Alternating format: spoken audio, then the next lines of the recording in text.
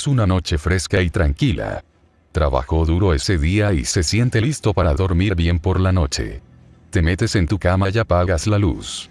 Te das cuenta de que, considerando que vives solo, esta noche está inusualmente tranquila. Desde la muerte de su vecino de al lado, la música rap fuerte que lo despierta en medio de la noche ya no suena. La policía fue bastante confiable en estas partes, pero no puede evitar sentirse un poco perturbado porque, a pesar de toda la sangre que se derramó y el desorden que causó, los investigadores aún no parecen tener una pista. Te dices a ti mismo que no te preocupes, la comunidad está alerta, ningún asesino sensato andaría a escondidas por esta ciudad.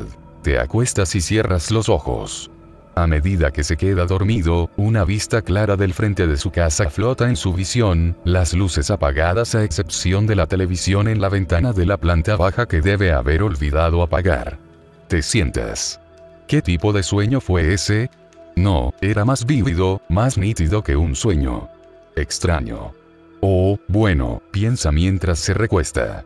Poco después de cerrar los ojos, obtiene una visión similar de la puerta de entrada. De nuevo te despiertas. ¿Qué está pasando aquí? No importa. Dejaste todas tus puertas cerradas. Aún así, se siente un poco perturbado mientras se recuesta. Las escaleras que conducen al pasillo de arriba llenan tu mente. La imagen en la parte superior de la escalera se hace más grande a medida que parece estar subiendo lentamente las escaleras. Intentas permanecer dormido, pero de repente te sientas cuando escuchas los escalones de madera crujir fuera de tu puerta. La paranoia se apodera de ti y sacas una pequeña pistola de tu mesita de noche que tenías para defenderte. Sostenerlo no parece brindarle tanto consuelo como pensaba, ya que los escalones continúan crujiendo lentamente mientras lo que sea que asciende lentamente hacia el pasillo. Te levantas y apuntas el arma a la puerta. El crujido se detiene.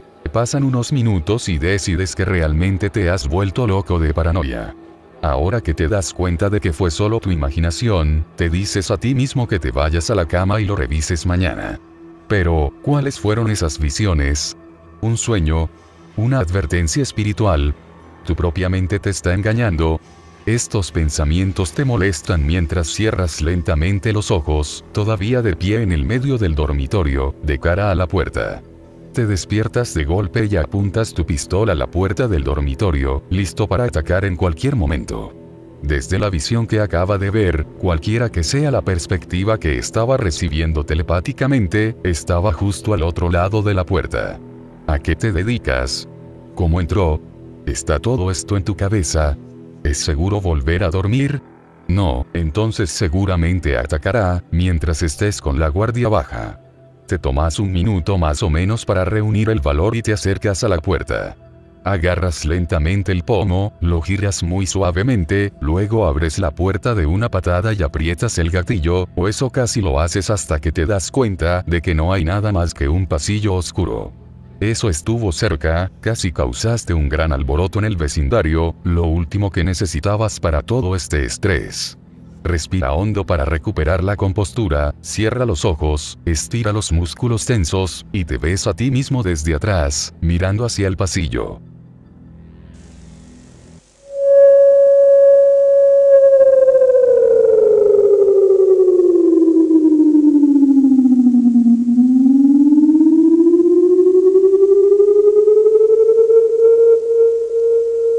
Constance no le diría a nadie quién era el padre.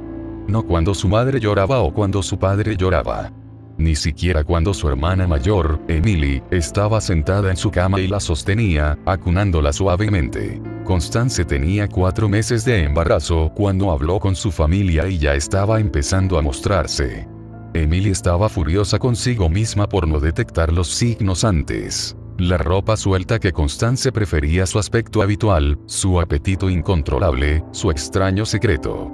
Todo parecía tan obvio ahora. Sin embargo, ¿cómo podría alguien esperar que alguien adivine? Era Constance, después de todo. Constance obedientemente. Constance el primilimpio. Constance la tímida. Se suponía que era la chica correcta.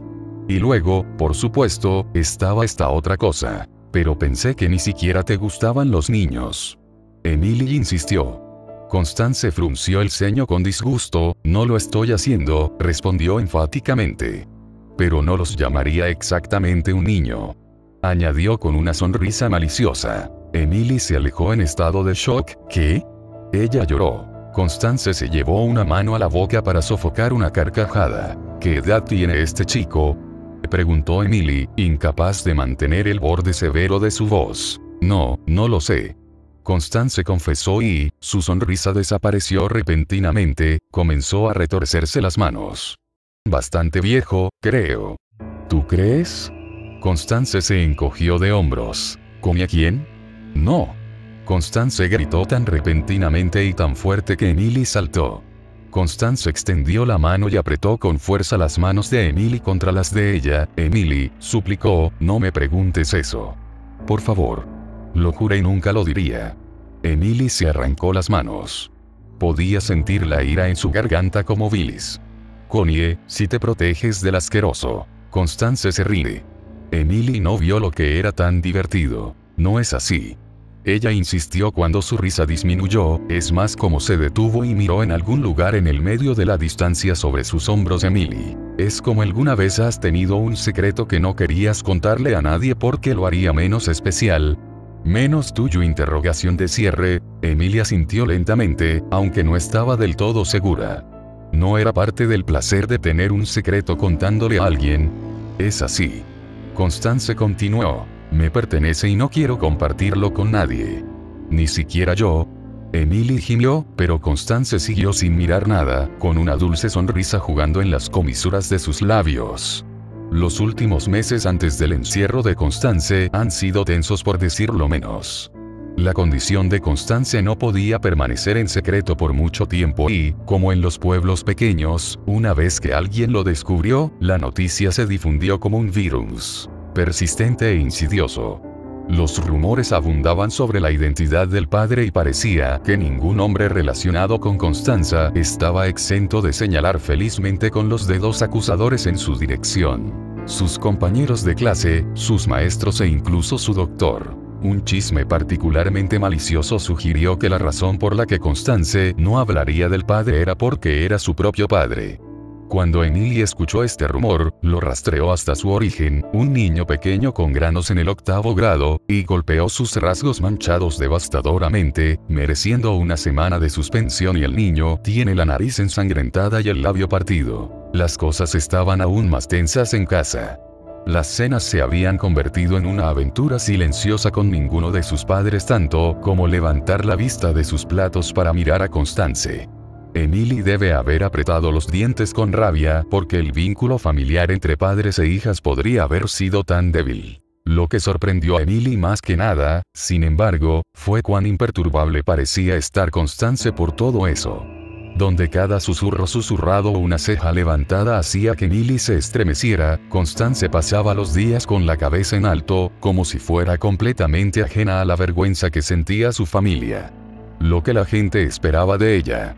En medio de la oscuridad, el barro y la crueldad ocasional, Constance brillaba. Emily nunca había amado más a su hermana. Cuando llegó la niña y Emily finalmente pudo visitarla, se sorprendió. Estaba Constance, ojos sudorosos y cansados pero radiantes, y en sus brazos una forma diminuta y arrugada. Hijo de Constanza. James. Constance le informó sin levantar la vista. El hecho de que su hermana pequeña, su propia Connie, creara a esta pequeña persona como si nada estuviera llenando a Emily de un silencio silencioso. Cuando Constance finalmente apartó su mirada amorosa de su recién nacido y miró hacia arriba, Emily vio que los ojos de su hermana estaban llenos de lágrimas y sintió un nudo en la garganta. Los ojos de las hermanas se encontraron y ambos se vieron abrumados con una alegría tan intensa que parecía que duraría para siempre. No lo hace. No pudo crecer fue el término utilizado por el pediatra, y eso quiere decir que, a pesar de su dieta normal, James no ganó peso. De hecho, durante las siguientes 12 semanas, James cayó casi 200 gramos por debajo de su peso al nacer. Hicieron todo tipo de pruebas. Emily acompañó a su hermana y sobrino en lo que parecía un ciclo interminable de consultorios médicos, salas de espera y consultas, donde personas amables con estetoscopios sobre sus cuellos hablaban en voz alta. bajo de cosas como retención calórica y demanda metabólica. Todo lo que Constance pudo decir en respuesta fue "oh". A medida que pasaban los días, Emily solo podía ver a su hermana palidecer y preocuparse. Cuando James perdió peso, Constance también parecía estar disminuyendo. Se volvió distraída y vaga, olvidando las tareas en el camino y deteniéndose a menudo en el medio de la oración. Ella se recompone hasta que apenas tiene más sustancia que su propia sombra. Emily quería ayudar a Constance, pero era como si ya no pudiera alcanzarlo. Cada día, Constance se hundía cada vez más en un pozo oscuro y, a pesar de todos sus esfuerzos, Emily simplemente no podía seguirla. Todas las pruebas resultaron negativas, y con cada resultado, Emily vio alivio luchando con ansiedad en el rostro de su hermana. Entonces James no tenía fibrosis quística, diabetes o hipertiroidismo, pero ¿qué le pasaba? Emily no estaba segura de que la había despertado. Permaneció acostada allí durante un rato en el frío de la madrugada, mirando fijamente al techo mientras una sensación de terror se apoderaba lentamente de ella, comenzando con una sensación de incomodidad en ella. Vientre y culminando en un golpe sordo en el pecho. Fue entonces cuando notó la enfermiza luz amarilla que se filtraba debajo de la puerta de su habitación. Se giró para mirar el resplandor y notó, como ella, que su despertador era las 2:15 am. Demasiado tarde para sus padres, y demasiado temprano para Constance, seguramente. De mala gana, Emily sacó su cuerpo dormido de la cama y se dirigió a la puerta de su habitación. Cuando la abrió, vio que la fuente de luz no era una de las otras habitaciones, sino la cocina al otro lado del pasillo. Gruñendo para sí misma, Emily dio un paso adelante en la cocina, donde encontró la puerta del refrigerador abierta de par en par y zumbando ligeramente. Todavía aturdida, notó vagamente que el contenido del refrigerador estaba en un mayor estado de confusión de lo habitual, antes de cerrar la puerta y regresar a su habitación. A mitad del pasillo, Emily se detuvo cuando escuchó un ruido en la habitación de Constance, una dulce resurrección. Reconoció la voz de su hermana, pero el tono era demasiado bajo para poder distinguir las palabras. Emily comenzó a moverse de nuevo, pero algo en el tono de voz de la oscuridad de la habitación de Constance la retiene, una nota de gemido bordeada por una urgencia silenciosa, y trajo de vuelta ese miedo escalofriante que primero salió de su sueño. ¿Comie? Emily preguntó preocupada mientras abría la puerta. Cuando no escuchó ninguna respuesta, solo una continuación de los susurros apagados de Constance, Emily encendió la luz. Constance estaba inclinada sobre la cuna de James y le tomó varios minutos antes de enderezarse y, parpadeando a la luz, se volvió hacia su hermana. Emily sofocó su propio grito de sorpresa cuando vio la cara de Constance. Los ojos de la niña estaban inyectados en sangre por la falta de sueño y los anillos oscuros colgaban debajo de ellos. No fue esto lo que sorprendió a Emily, sino la expresión en esos ojos tensos. Una mirada sorprendida y atrapada, casi salvaje en su intensidad, parpadeó en los ojos de Constance, haciendo que las características familiares fueran extrañas para Emily. Fue Constance quien rompió el silencio. «Él no come», le dijo a Emily, su tono desesperado. «No sé lo que come». Los ojos de Emily se apresuraron y vio que su hermana sostenía algo con fuerza en su mano derecha. Una masa grumosa que corría por la alfombra. La vista era tan incongruente que Emily no registró de inmediato lo que era un filete crudo. Emily observó con shock silencioso cómo su mente temblaba. ¿Qué estaba haciendo Constance con esta carne? ¿En qué estaba pensando? Emily se tragó un nudo en la garganta y luego, lenta y calmadamente, comenzó a avanzar hacia Constance. «Silencio, Connie». Ella tarareó suavemente, «silencio». Cuando Emily llegó a su hermana menor, tomó sus manos, a las que vio temblar violentamente, en las suyas, quitando subrepticiamente el trozo de carne y colocándolo sobre el cambiador. Miró hacia la cuna y notó que James parecía estar durmiendo profundamente. Suavemente, trajo a Constance de vuelta a su cama y la convenció de que se acostara. Una vez debajo de las sábanas, Constance comenzó a llorar suavemente. «No sé qué come», se ahogó entre dos sollozos. Emily se sentó en el borde de la cama de su hermana y acarició su largo cabello negro hasta que se durmió. Este sentimiento de incomodidad permaneció con Emily durante todo el día siguiente. Era sábado y sus amigas querían ir al cine, pero ella las hizo explotar. Sus padres estuvieron ausentes durante el fin de semana y la idea de sentarse en la oscuridad mientras Constance se quedaba sola en casa con James era intolerable para Emily. En cambio, pasó todo el día dando vueltas por la casa, incapaz de participar en actividades durante más de unos minutos. Se encontró dando vueltas alrededor de Constance y mirándola críticamente. Parecía que no podía sacar de su cabeza esa imagen de Constance parada sobre la cuna de James con las luces apagadas agarrando un pedazo de carne. Por su parte, Constance se comportó como si la noche anterior no hubiera sucedido en absoluto. Ella cambió a James y lo bañó. Ella le dio su fórmula e incluso jugó con él en el piso de la sala de estar, haciéndole cosquillas en los pies y soplando frambuesas sobre su estómago demasiado plano. Ella lo levantaría en el aire y besaría a su centrocampista casi como si, por un momento, al menos, no hubiera notado la preocupación por la cóncava del vientre de su hijo. Sin embargo, cuando Emily miró a Constance, no pudo evitar pensar que la sonrisa de su hermana estaba extrañamente pintada y que había algo más que cansancio detrás de sus ojos rojos. Emily durmió mal esa noche. Su sueño fue interrumpido por extrañas pesadillas que, aunque olvidó su contenido casi inmediatamente después de despertarse, la dejó temblando y desorientada. Cuando un repentino gemido de James atravesó la noche, Emily se enderezó de inmediato, luego se impulsó fuera de la cama casi antes de grabar el sonido. Había escuchado a James llorar lo suficiente como para conocerlos, incluso podía desafinarlos la mayoría de las noches, pero esta vez eran diferentes. Estos gritos fueron mucho más fuertes de lo normal, pero también extrañamente húmedos. Era como si el bebé se estuviera ahogando con algún tipo de líquido. Emily abrió la puerta de la habitación de Constance. «Connie, ¿qué pasa?», jadeó, sintiendo con cada respiración que podía ahogarse en su propio corazón. Estaba tan apurada que olvidó encender la luz mientras entraba por la puerta y hacia su hermana escuché. «Oh». Llegó el grito de sorpresa de Constance, cuando dejó caer algo al suelo. Un cuchillo de cocina ensangrentado. ¿Qué hiciste?», Emily susurró. Dio un paso hacia Constance, luego se volvió y corrió hacia la cuna, donde James había detenido repentinamente sus penetrantes gemidos. Emily, temblando ahora, miró a su sobrino. Había una línea dentada roja que corría a lo largo del vientre del niño, comenzando en la base de su garganta y bajando hasta su ombligo.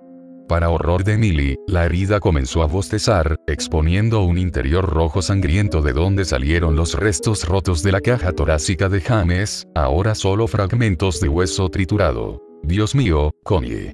¿Qué hiciste?». Emily se apoyó contra el costado de la cuna mientras luchaba contra las oleadas de náuseas e incredulidad. Sintió que la cabeza le daba vueltas y su visión comenzó a nublarse cuando su respiración se bloqueó en su garganta, pero aún así no podía apartar los ojos de la forma torcida de su sobrino. Después de lo que pareció una cantidad interminable de tiempo, el aliento de Emily volvió a él, a pesar de que era superficial e irregular. Cuando su visión se aclaró y se ajustó a la tenue luz que se filtraba a través de la cortina abierta, se dio cuenta de que había cometido un error. En su sorpresa inicial, Emily había pensado que los fragmentos blancos en el pecho dividido de James eran costillas, pero ahora vio que no lo era en absoluto. Eran dientes. Grandes dientes dentados hundidos en una boca lateral retorcida que cubría la mayor parte del pequeño cuerpo de James. Mientras Emily observaba, esa terrible boca vacía comenzó a bostezar de nuevo, esta vez más ancha, y desde sus profundidades imposibles serpenteó un zarcillo negro y viscoso que solo podía ser una lengua. Dejando escapar un grito estrangulado, Emily tropezó hacia atrás y luego vio que la lengua se alzaba y salía de la cuna, agitando de un lado a otro como si probara el aire. La lengua llegó al cambiador y comenzó a golpear su superficie, explorando. Fue solo entonces que Emily vio a la rata. Un montículo borroso que yacía sobre el cambiador, con la cabeza cortada bruscamente. Mientras Emily observaba, su lengua se deslizó lentamente hacia el roedor inerte y luego, con una habilidad horrible, la hizo rodar y la levantó de la mesa, tirando de ella hacia la cuna y la terrible boca esperando. La lengua hizo un ruido húmedo y siseante cuando se alejó de los colmillos torcidos. De algún lugar detrás de Emily llegó un débil grito de «oh». Emily había olvidado que Constance estaba allí. Emily se volvió y vio a Constance parada allí, con las manos tan apretadas que los nudillos estaban blancos. Sus ojos húmedos y febriles brillaban a la tenue luz. Emily vio que no había miedo en esos ojos. Solo me preguntó: «Oh, Emily». Constance volvió a suspirar y luego continuó encantada. Se parece a su padre.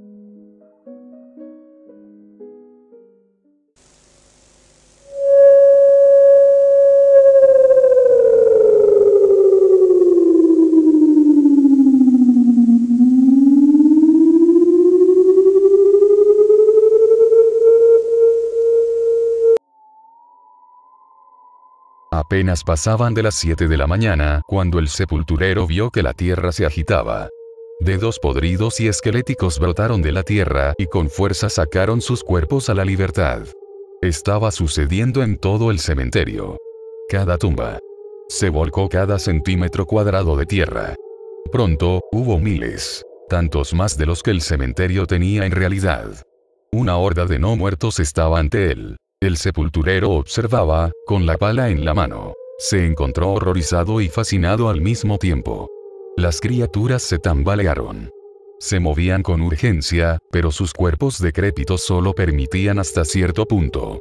Gritando y gritando, comenzaron a unirse cerca del centro del cementerio. Eran almas repugnantes y malditas. Justo cuando el sepulturero iba a girar, a huir, una mano le agarró el hombro. La mugre empapó profundamente su manga. Se filtró por su brazo. Detrás de él, un hombre, lo que quedaba de él, lo miró a los ojos del sepulturero. El rostro del cadáver hacía mucho que había perdido su tejido, pero tenía ojos, que habían vuelto a sus órbitas, que no mostraban nada más que miedo. El cuerpo habló con el sepulturero y el sepulturero escuchó. «Vete», le rogó. «Por favor. Vete». ¿Qué clase de locura era esta? ¿Qué engaño del infierno? El sepulturero apuntó con su pala y la arrojó sobre el cadáver. Se encontró con un crujido repugnante y húmedo. La figura cayó. Sus dedos temblaron y su cráneo goteó. Por detrás, vinieron 3 figuras más. 2 ignoraron al sepulturero. Se inclinaron para recoger la cáscara herida a los pies del sepulturero. Lo arrastraron con todas las fuerzas que pudieron reunir. Lo llevaron como un aliado herido. La tercera figura, lo que una vez había sido una mujer, tal vez, habló con el sepulturero. Ella suplicó: «Sal de aquí. Por favor. Dígales». El sepulturero no podía moverse. No lo haría. Estos demonios no eran dueños de él. ¿Por qué le ordenaron así? ¿Con qué propósito? Respuestas. Exigió respuestas. ¿Por qué? Preguntó, las palabras salieron de su rostro barbudo. ¿Por qué no estás en el suelo? La cadáver no parpadeó. Ella simplemente le dijo la terrible verdad. El infierno ya no es seguro. Esas palabras. El sepulturero ni siquiera podía comprenderlos. ¿Cuál fue el significado de ellos? Infierno. ¿A salvo?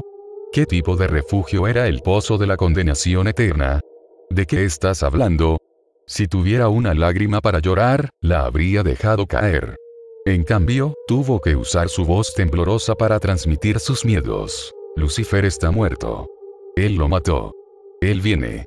Las palabras no tenían ningún significado para el sepulturero, porque él no había estado allí. No había visto los horrores que ni siquiera los habitantes del infierno podrían describir. Luego, de las tumbas, salieron figuras oscuras con ojos de fuego y odio. Se movían como humo y llenaban el aire con sus vapores sulfurosos. El sepulturero observó cómo los demonios, los orquestadores del dolor y el sufrimiento de Satanás, comenzaban a ayudar a las pobres almas errantes de abajo. Comenzaron a apilarse uno encima del otro. Uno por uno, sus cuerpos construyeron los cimientos. ¿Qué en el nombre de Dios? Solo podía reflexionar. Un lamento colectivo descendió en cascada desde las colinas circundantes. El sepulturero los vio. De todas las direcciones se movieron más hordas juntas. Más muertos vivientes. Avanzaron pesadamente, con su cementerio en la mira. Su encuentro infernal. El sepulturero se quedó sin habla. «Sal de aquí. Ve con tu familia. Los necesitaremos también». Cuestionó la solicitud, ¿mi familia? Los vivos, corrigió, su mirada hacia el cielo. Los necesitaremos también, si queremos lograrlo.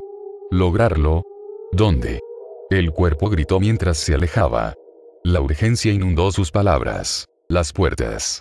Tenemos que llegar a las puertas. El sepulturero negó con la cabeza. Su objetivo era claro, pero sus enseñanzas eran concretas. Lo que se juzga, se juzga. No te aceptará a ti ni a ninguno de nosotros como indigno. Eso la detuvo, aunque solo fuera por un momento. Ella se volteó, porque él no sabía nada. No buscamos la redención, dijo. Condenados buscamos advertir a los justos. La honestidad en la voz de la mujer hizo que el estómago del sepulturero sintiera un gran peso. No podía pararse.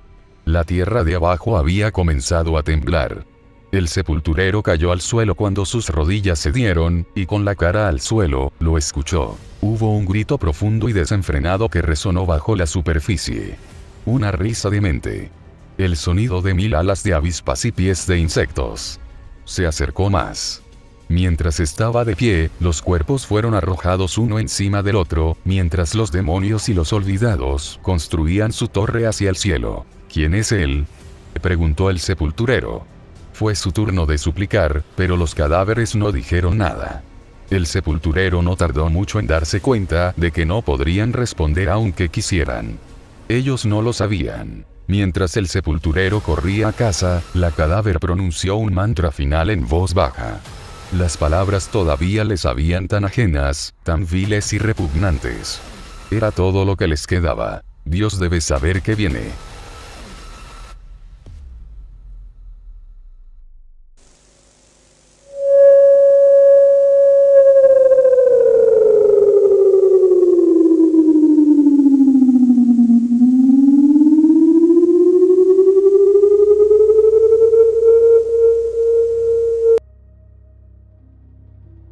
No se moleste en intentar encontrarlo. No encontrará nada sobre el nombre de la ciudad o lo que pasó aquí. Este manuscrito se encontrará mucho después de los eventos que ocurrieron en este lugar, pero espero contra todo lo demás que seas alguien en una posición de poder. Le pido a Dios mismo que pueda evitar que esto vuelva a suceder, pero no quiero darle demasiado crédito. Como yo, eres solo un ser humano, después de todo. No son. Han existido durante mucho, mucho tiempo. Gran chance, de verdad. Probablemente no quieras esa responsabilidad, e incluso si tomaste sobre tus hombros la tarea de rastrearlos, no puedes detener a los niños sin ayuda de nadie. Sus manipuladores no están en la red. Quien quiera que haya diseñado esto tiene el control del mundo a un nivel muy perturbador. Esto es lo que quiero que hagas. Lea estas páginas, si aún son legibles, y tome lo que quiera de ellas. No vayas a una búsqueda inútil y date cuenta de que cuando encuentres este libro no estará en el lugar donde lo dejé. Lo trasladarán a otro lugar para engañarte. Allí dejé mi marca en un árbol. Solo entonces, cuando veas mi nombre, sabrás, este es el lugar. Es posible que incluso haya oído hablar de él en los libros de historia, pero tenga la seguridad de que cualquier rumor en Wikipedia o las páginas de Google que obtenga será una conjetura en el mejor de los casos. Ninguno de ellos se acerca siquiera a la verdad. Cuando encuentre el lugar, puede que ya haya otro pueblo igual. Eso es lo que estoy tratando de detener. Si no lo logramos, entonces date cuenta, sobre todas las cosas, de que el mal existe. No hablo de gente mala ni de accidentes trágicos. Estoy hablando de un mal antiguo, real e inteligente. Está calculado y siempre está un paso por delante de ti. Si decide tomar mi lugar y convertirse en el modelo para prevenir la corrupción de los corazones y las mentes de los niños, se lo agradezco de antemano. Te dije que soy humano. Mentí.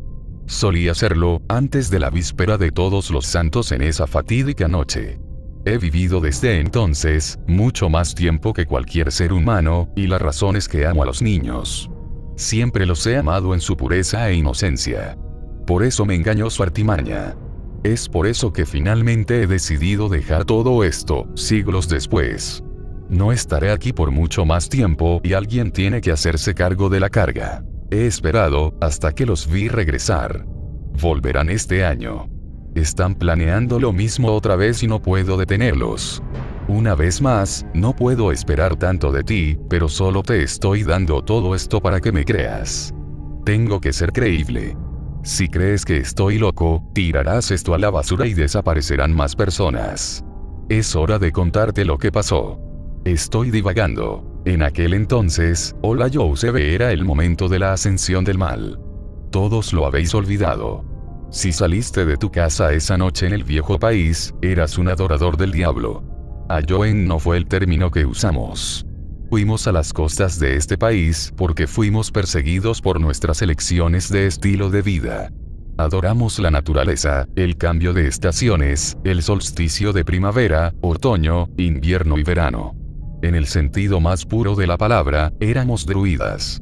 Nuestros nombres y acentos eran ingleses, pero éramos servidores de la tierra. Fuimos algunos de los primeros en celebrarlo como una festividad. Los nativos de aquí estaban desconcertados por nuestro comportamiento, pero también asustados por él, por lo que nos dejaron solos. Ellos entendieron mal. No éramos de los que debíamos tener miedo. En ese momento, me sentí aliviado. Nos habían atacado en nuestros asentamientos una y otra vez, pero a medida que se acercaba el final de octubre, se mantuvieron alejados. Quizás en sus propios lazos nobles con la tierra y el suelo, sabían que algo terrible estaba en el horizonte. Tenían razón. El pequeño de John Hunter quería ser nativo, con arco y flecha y un tocado de verdad. La pequeña Mary Taylor hizo un vestido que se elaboró según el atuendo más bonito de la maestra de la escuela local. Ella idolatraba a su educador, por supuesto. Todos tenían sus atuendos. Fueron los primeros en pedir dulces en lo que se convertiría en los Estados Unidos de América, 150 años después. Los enviamos a divertirse por el asentamiento, recogiendo manzanas, tartas y otras cosas dulces en sus bolsas de arpillera. No hubo Snickers o Milky Way, sin embargo, la magia de estas vacaciones no tuvo menos influencia sobre ellos que la juventud de nuestro tiempo actual. Se visten como el Joker, los Power Rangers, las tortugas ninja mutantes adolescentes. Estos niños fueron sus predecesores. Envié a mi hija con Mary y John Hunter Jr. A pesar de nuestra desconfianza y desconfianza hacia la iglesia anglicana y los monarcas que la presidían, mi pequeña estaba vestida como la reina de Inglaterra. Me negué a aplastar su mundo de fantasía, así que simplemente la complací. Escuchamos promesas de regresar después de la puesta del sol, de decir sí señora y no señor, y de no demorarnos demasiado si se les invitaba a entrar en los hogares de nuestra comunidad. No nos dimos cuenta de que existía la casa al borde del asentamiento hasta que vimos a los niños entrar. No había linternas ni fuentes de luz en las ventanas, ni fuego ni muñecos de cosecha en el exterior de la vivienda. Mientras estábamos sentados en medio del ayuntamiento, embebiéndonos de los placeres de la luz de la luna destilada, ninguno de ustedes lo hará nunca tan potente como lo hacíamos en aquellos días, entre nuestros hermanos, vimos a nuestros jóvenes gravitar en medio de nuestro pueblo, a la casa premonitoria que aparentemente se había construido durante la noche. Cuando lo miramos, parecía como si el lugar estuviera resplandeciente. Me dolía la visión al contemplar el edificio, como si mis sentidos fueran forzados e impulsados en otra dirección. Es difícil expresarlo con palabras, pero yo parecía ser el único que se dio cuenta de que todos nuestros hijos se dirigían al mismo lugar. Cuando le pregunté a John Hunter como si hubiera algo extraño en sus acciones, me miró como si estuviera loco. ¿Qué quieres decir?, preguntó. No hay casa allí. Van a jugar por las empalizadas. El sol se había puesto en ese punto, pero como dije antes, ninguno de ellos estaba preocupado. Los nativos llevaban semanas sin aparecer.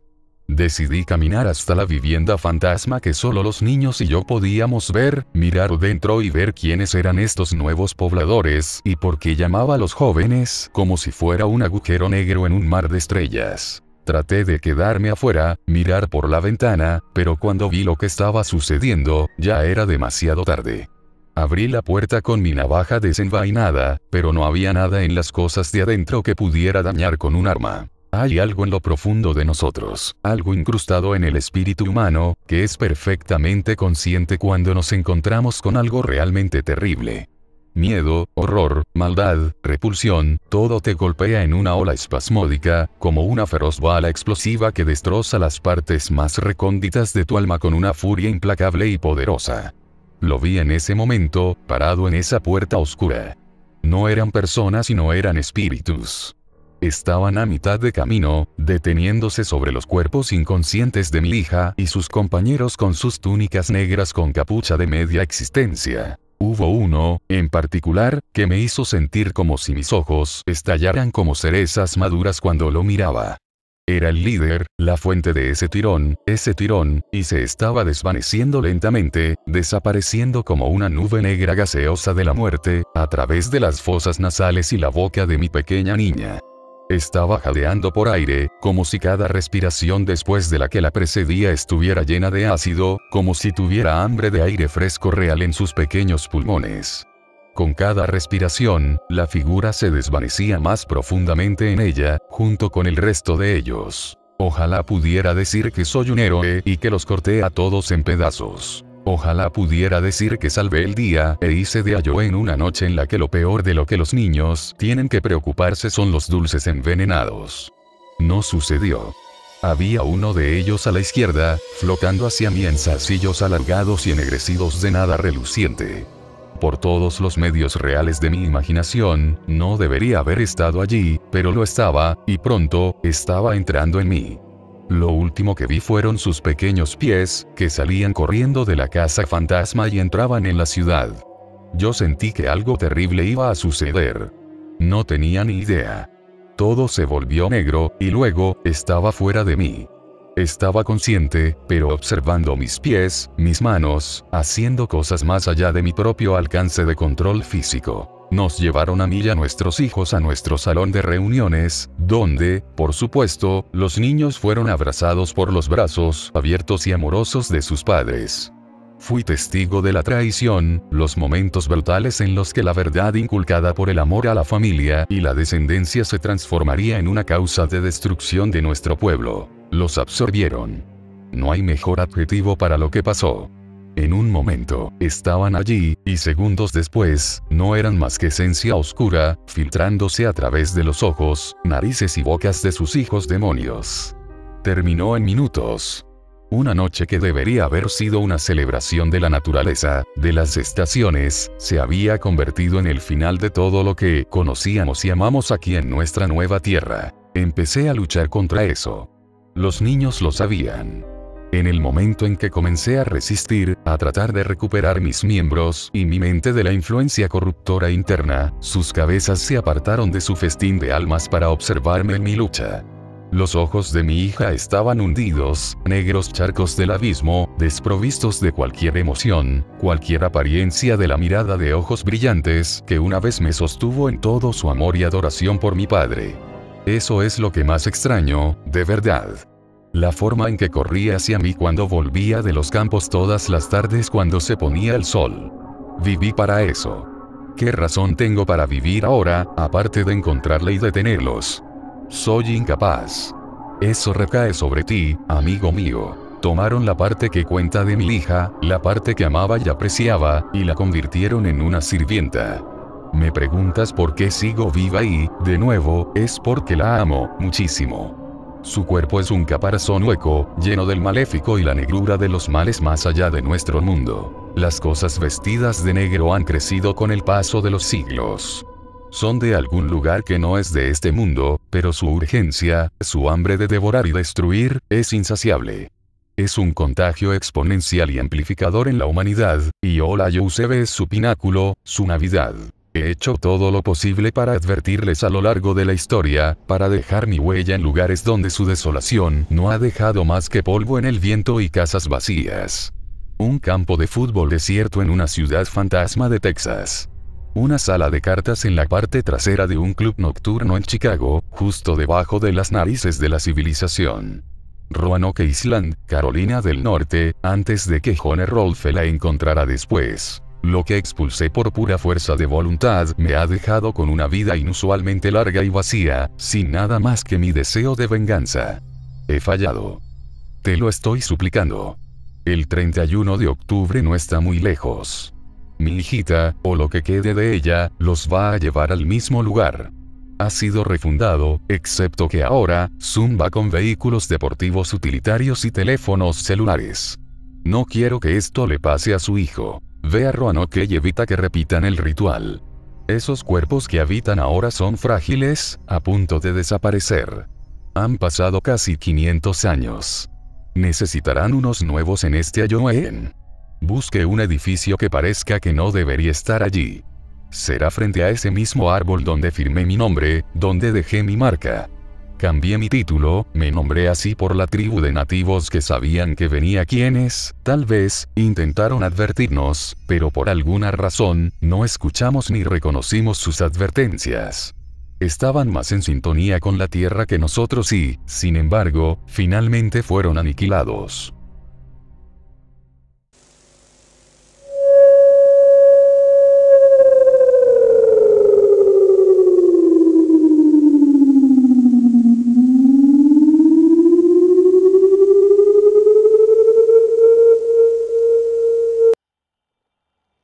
Antes de comenzar les diré de una vez que mi historia no tiene un final dramático ni ninguna resolución dramática. No se molesten en leerla si eso es lo que están esperando. Esta historia es sobre un momento muy específico de mi vida. Un momento que, por más que intente, no puedo negar como un truco que mi mente haya jugado en mí, o un lapso momentáneo de razón perdida por miedos infantiles. Creo que el miedo a los espejos es bastante común. Recuerdo que cuando era más joven vi una de esas compilaciones de series de horror de televisión. De esas que eran historias cortas entre comerciales.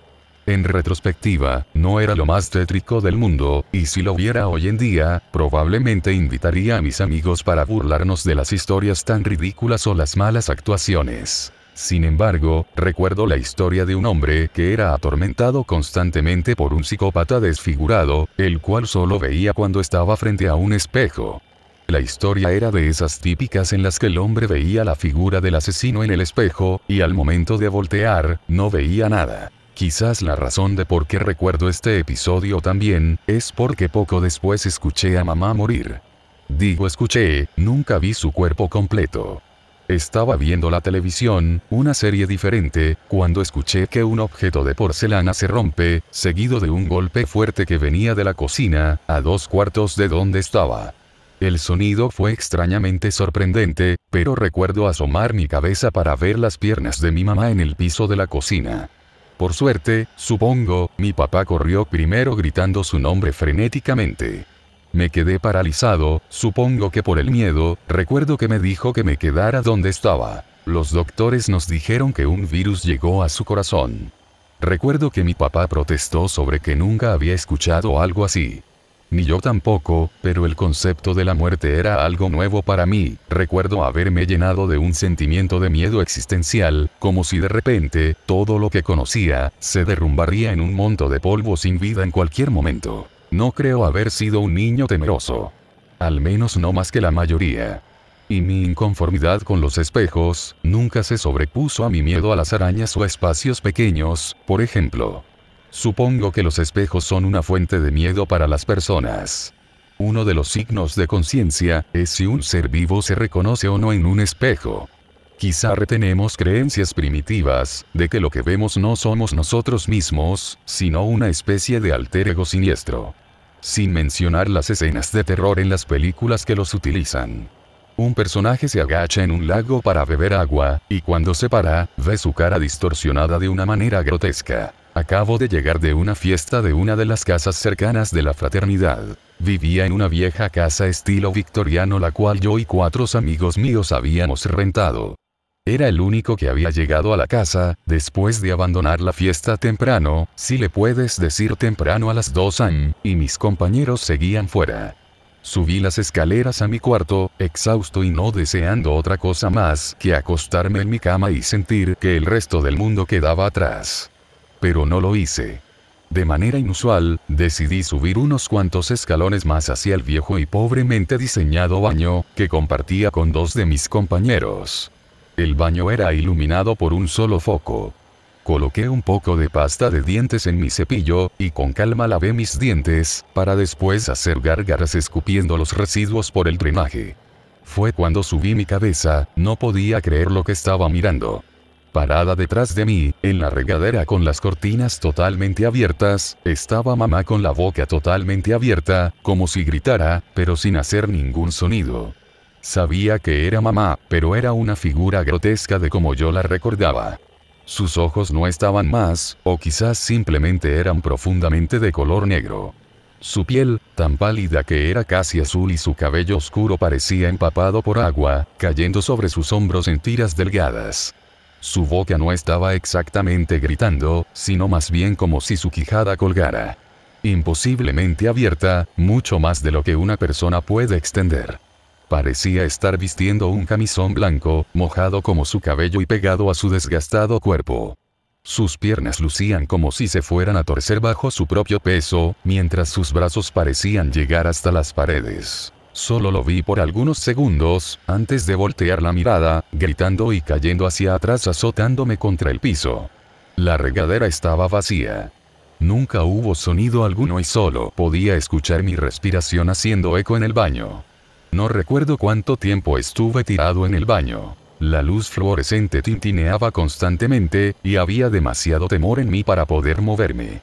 Eventualmente escuché que abrían la puerta de la planta baja, mientras un grupo de borrachos entraban a la casa. Me encontraron en el piso, creían que había bebido tanto alcohol que casi me desvanecía en el piso del baño. Nunca lo volví a ver. No la quiero volver a ver, y cada día que pasa deseo no haberla visto. Hay mitos de gente que se han asustado tanto hasta la muerte, o que son atormentados por sueños de un solo evento de sus vidas. Yo he tenido sueños también, no son de los que me atormentan hasta este día. Cuando alguien que amas muere, tiendes a olvidar todo lo malo sobre ellos, y eventualmente tus buenas memorias de ellos se fusionan con el cariño que compartes con las demás personas quienes los conocían. Pero no es así como me siento de mi madre. Era demasiado joven como para tener historias interminables de cariño sobre ella. En su lugar, todo lo que puedo recordar es su cara, en aquella noche en el espejo. Mi historia no termina conmigo quitándome la vida, ni nada dramático como eso. He pensado sobre eso, sin embargo. Traté de ponerme una cuerda en mi cuello algún día y apretarlo, solo para saber qué se siente. Pero nunca lo terminaría. No se trata tanto de si quiero vivir o no. Lo que me preocupa más que nada es que nadie está seguro de lo que pasa cuando morimos.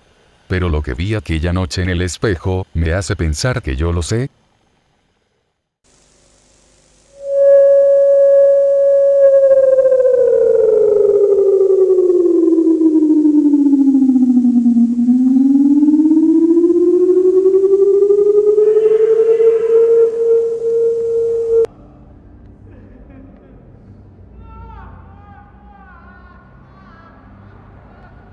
Formulario de admisión, paciente 001, 79, 83, 18 de noviembre de 2005, 15, 12. Admisión involuntaria solicitada por los familiares del paciente en respuesta a un aparente ciclo de comportamiento autodestructivo. Autolesiones evidentes en el examen físico. Signos de abrasiones pasadas en la cabeza y el cuello, aparentemente debido a un rascado autoinfligido, y laceraciones superficiales tanto recientes como parcialmente cerradas en brazos y piernas. Los signos de fatiga extrema también son evidentes. En el examen, el paciente admitió insomnio, como se cita, más de lo que crees. El paciente no puede dar la hora exacta de la duración del insomnio, probablemente debido a un periodo prolongado de insomnio en sí. Confusión y delirio moderado evidente. Medicamento preliminar emitido. Triazolam 0.25 mg para el insomnio, bacitracina tópica para el cuidado de heridas. 2. Evaluación de admisión, paciente 001, 79, 83, 18 de noviembre de 2005, 16, 56. Realizado por Dr. Emil Lafayette. Autolesión confirmada. El paciente quitó los vendajes de las laceraciones del brazo, volvió a abrir la herida mientras esperaba al entrevistador. Evidencia definitiva de somnifobia en la justificación del daño por parte del paciente. El paciente se refiere a dormir con ansiedad y actúa constantemente contra sí mismo para causar dolor en respuesta a periodos prolongados de silencio u otra falta de estímulos. El problema del insomnio requiere atención inmediata, dada la evidencia de una duración excesivamente prolongada. Igualmente posible agorafobia. El paciente solicita una cama aislada, se retira y se agita cuando se niega la solicitud, se niega a cooperar más con el entrevistador. Ofrece una vaga sugerencia de otro hostil en la justificación, pero no da más detalles, como se cita, porque no vas a creer que ella existe hasta que lastime a alguien de todos modos. Evidencia de probable esquizofrenia paranoide. Se recomienda una entrevista adicional con pruebas de espectro psicológico completo para un diagnóstico exacto. Recomendación final. Admitir paciente. Medicamento preliminar emitido. Cancele el triazolam, en lugar de 5 miligramos de diazepam 2 veces al día para el insomnio, la ansiedad y los probables trastornos del sueño. 3. Informe de admisión final, paciente 001, 79, 83, 18 de noviembre de 2005, 17:13. Cama proporcionada por el paciente en la habitación 409. Paciente 001, 79, 83. Ropa de la admisión reenviada a la familia del paciente, 3 juegos de ropa común entregados para necesidades inmediatas. Evaluación psicológica adicional programada para el 19 de noviembre de 2005 a las 10, determinando la duración futura de la estadía. 4. Informe del evento de la sala, 18 de noviembre de 2005, 17:30. Durante la revisión de rutina de la habitación del paciente nuevo, el paciente 001, 7802 solicita al personal que lo transfiera a, como se indica, alguna otra habitación. Parece agitado, afirma que el paciente 001, 79, 83 lo ha estado molestando. El paciente 001, 79, 83 también solicita traslado a cama aislada. Ambas solicitudes denegadas. Nota para el pedido. Se sugiere una revisión de la sala de seguimiento para evitar un posible conflicto intrapaciente. 5. Informe de evento de la sala, 18 de noviembre de 2005, 19. Control de sala de seguimiento. El paciente 001, 79, 83 afirma que el Dr. Lafayette ha ordenado que lo trasladen a aislamiento. El paciente número 001, 7802 respalda la reclamación. Los registros de la administración no demuestran tal orden. Al informar a los ocupantes de la habitación, el paciente 001, 79, 83 intenta agredir al personal y el paciente 001, 7802 se agita incontrolablemente. Se requiere personal adicional para contener el incidente. Ambos pacientes inmovilizados, sedados y obligados a apagarse las primeras luces. Nota para el pedido. Tenga cuidado en todas las revisiones futuras de habitaciones para el 409. 6. Informe de evento de la sala, 18 de noviembre de 2005, 23:57. El personal del pabellón 1, piso 4 informa ruidos fuertes de la habitación 409 después de que se apagan las luces de la instalación, lo que molesta a otras habitaciones y pacientes. El paciente 001, 79, 83 se encuentra despierto, extremadamente agitado y luchando contra las ataduras. Exige que se vuelvan a encender las luces, como se cita, antes de que ella venga. Lesiones autosostenidas en muñecas y tobillos en puntos de inmovilización. El paciente intenta luchar contra el personal durante el intercambio con una restricción más completa, lo que requiere personal adicional para contener el incidente. Se requiere sedación adicional para el paciente 001, 79, 83. El paciente N001, 7802 no responde durante el transcurso del evento, probablemente debido a la sedación del incidente anterior. Nota para el pedido. Mantenga las restricciones en el paciente 001, 79, 83 hasta nuevo aviso. Cede al paciente antes de quitarle las sujeciones por cualquier motivo. Recomendar que se considere antipsicótico en futuras evaluaciones psicológicas. 7. Informe de evento de la sala, 19 de noviembre de 2005, 00:20. El personal del pabellón 1, piso 4 informó nuevamente de ruidos fuertes de la habitación 409. El paciente 001-79-83 encontró catatónico en el piso, con severos rasguños autoinfligidos en la cabeza y el cuello.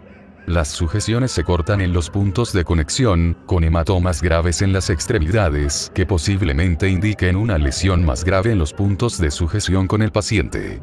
El paciente N001-7802 se encuentra fallecido. Heridas severas que desfiguran el rostro, con destrucción, nota de pedido, ingestión de los ojos del paciente.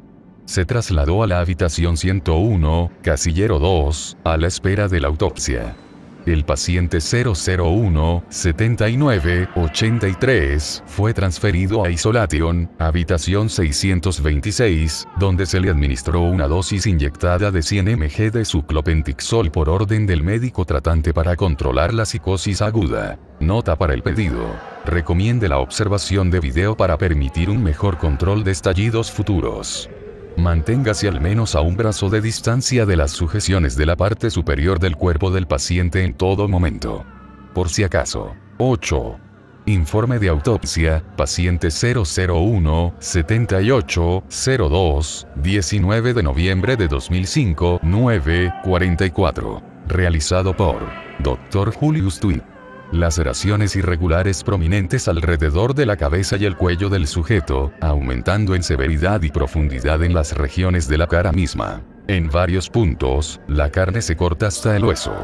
Más desconcertantemente, los ojos del sujeto parecen estar violentamente sacados de sus órbitas y faltan. Causa de muerte: exsanguinación por heridas. Sentencia final: homicidio. Nota del médico. Se recomienda que se considere al paciente N001-79-83 como peligroso para el personal y los residentes de las instalaciones.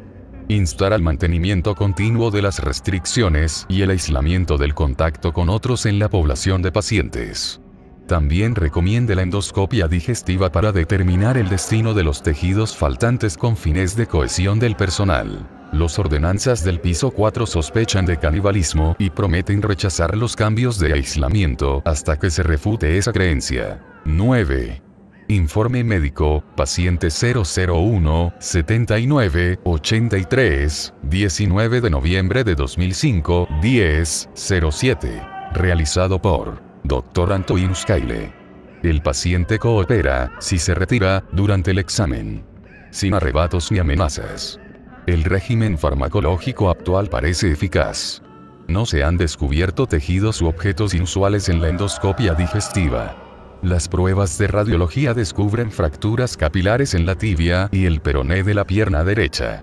Abrasiones severas evidentes en la piel de los puntos de sujeción, también en la cabeza y el cuello, que requieren tratamiento tópico. Inestabilidad preocupante en los signos vitales. La presión arterial está muy elevada, el pulso es rápido y débil para el tamaño del paciente. Es probable que la causa sea el estrés prolongado de la ansiedad, el estado de ánimo elevado y el insomnio. Nota para el médico. El paciente debe dormir para comenzar el proceso de recuperación. Recomiende una dosis elevada de diazepam para fomentar este resultado. No se recomiendan sistemas de sujeción firmes en puntos de contacto para este paciente, debido al riesgo de sufrir más lesiones. La sujeción de cuerpo entero debe considerarse como alternativa. 10. Evaluación psiquiátrica, paciente 001-79-83, 19 de noviembre de 2005, 10:39. Realizado por Dr. George Tullin.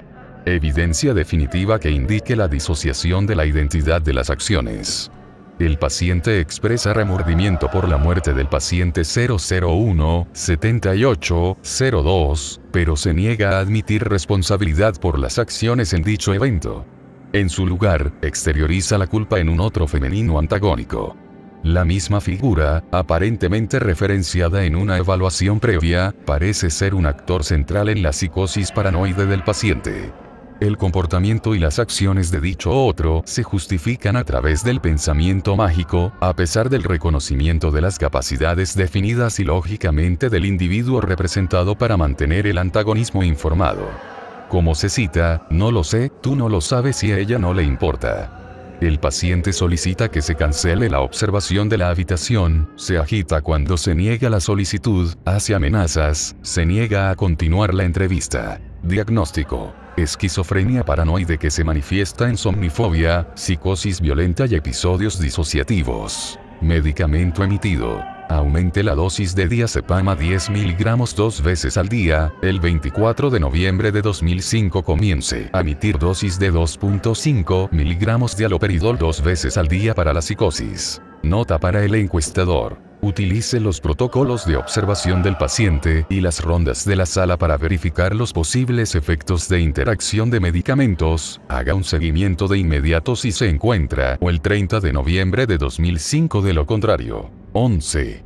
Informe de evento de la sala, 19 de noviembre de 2005, 14:32. Durante las rondas estándar, el paciente 001-79-83 solicita que se termine la observación de la habitación. Advierte al personal de la amenaza percibida inherente al protocolo de observación. Cuando se niega la solicitud, comienza a luchar contra las restricciones y a gritar advertencias al personal, al operador de la cámara de observación sobre el otro disociativo y antagónico. Nota para el médico en funcionamiento: rechace las recomendaciones de los camilleros para sedar al paciente 001-79-83, a menos que sea médicamente o desde el punto de vista del procedimiento. Los sedantes no son una manta de seguridad. Nota para el pedido: dicen que este tipo está en su límite de sedantes y que casi estaba tirando de su cama de sus pernos. Utilice doble bastón si es posible al tratar con él.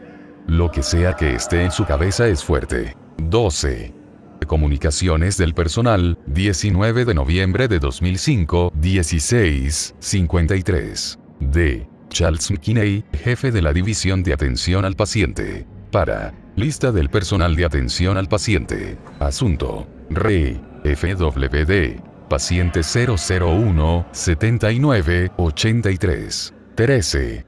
Informe de evento de la sala, 19 de noviembre de 2005, 20:44. Durante las rondas estándar, el paciente 001-79-83 solicita que las luces se dejen encendidas después de la hora programada para apagar las luces. Después de consultar con el médico tratante y el terapeuta, se concede la solicitud. La revisión de la habitación se realiza sin incidentes hasta que el personal se muda para partir, momento en el que se solicita la terminación de la observación. Tras la denegación de la solicitud, el paciente solicita que se apaguen las luces como de costumbre. Solicitud concedida. Se hace otra solicitud, ahora para que las luces de suspensión de bombilla roja se apaguen durante el tiempo programado para apagar las luces.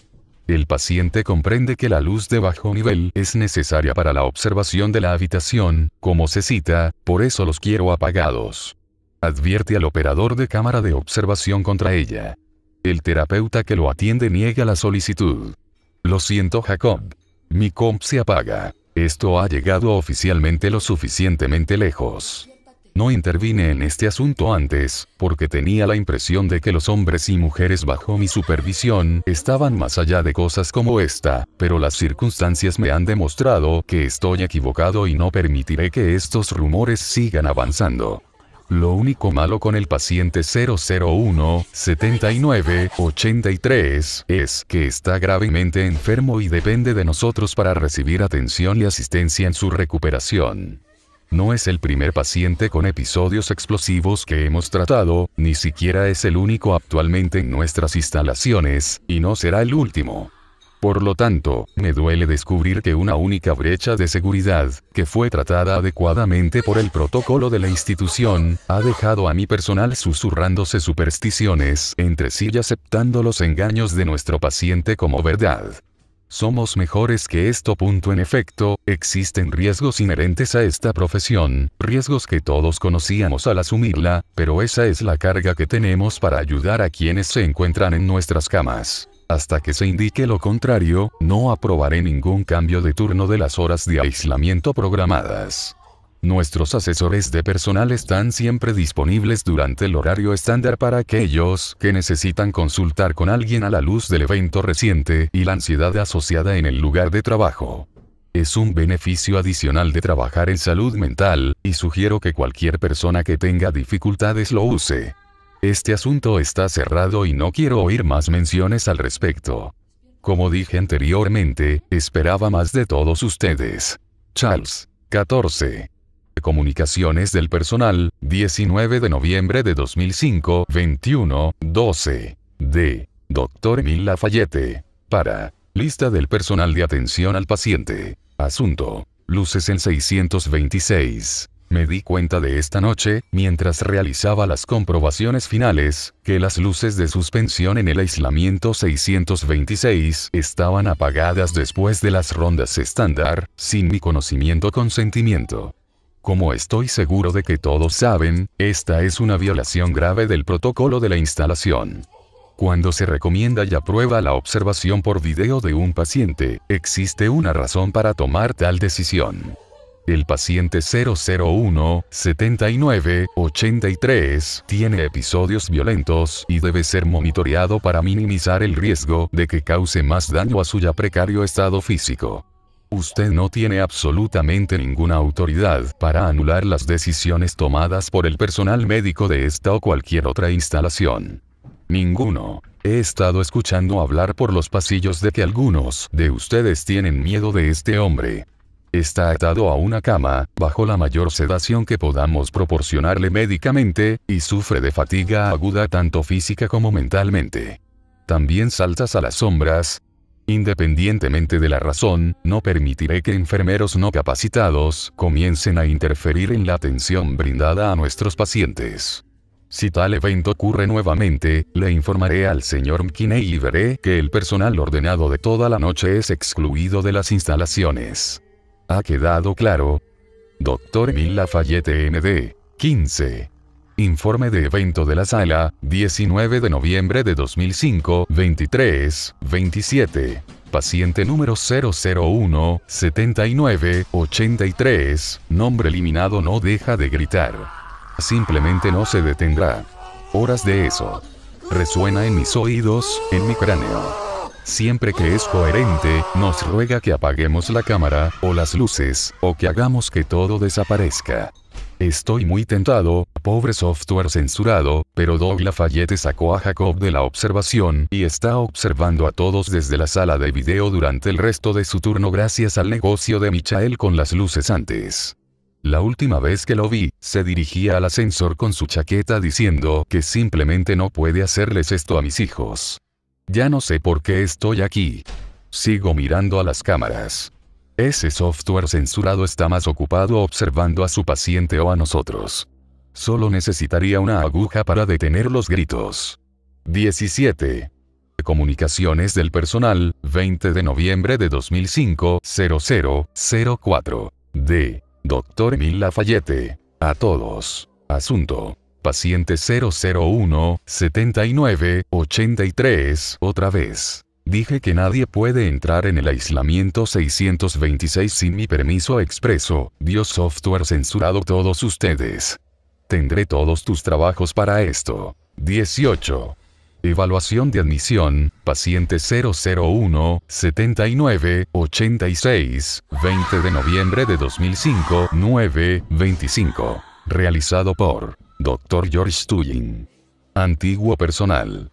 Paciente descubierto en una sala de observación cerrada, prendiendo fuego a equipos y grabaciones. Intento de suicidio en llamas antes de que el personal lo rescatara.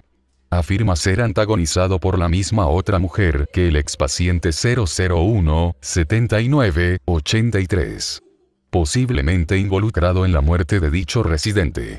Si es así, evidencia obvia de la disociación del yo de las acciones. Probable esquizofrenia paranoide. El paciente no responderá a más preguntas, como se cita, no vayas a buscarla. Ella te encontrará. Recomendación final. Admitar paciente. Medicamento preliminar emitido. Dosis de 2.5 miligramos de haloperidol 2 veces al día para la psicosis esquizofrénica. 19. Comunicaciones del personal, 20 de noviembre de 2005, 9:36. D. Dr. George Tulling. Para Charles McKinney, jefe de la División de Atención al Paciente. Sujeto. Acabo de escuchar. Sellarlo en aislamiento, esperarla, incinerar ambos cuerpos. En lo que respecta a los familiares, el paciente 001-79-83 murió en el incendio provocado por Lafayette al suicidarse. Eso es todo lo que todos necesitan saber. Esperemos que el resto de nosotros no terminemos también necesitando tiempo en estas camas.